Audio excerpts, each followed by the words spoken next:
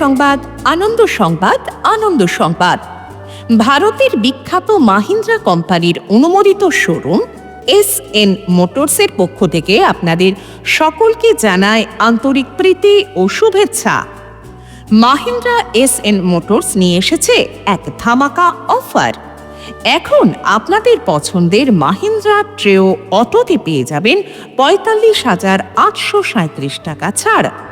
হ্যাঁ, একেবারে ঠিক শুনেছেন, মাহিন্দ্রা ট্রেও অটোতে ৪৫,৮৩৭ টাকা ডিসকাউন্ট।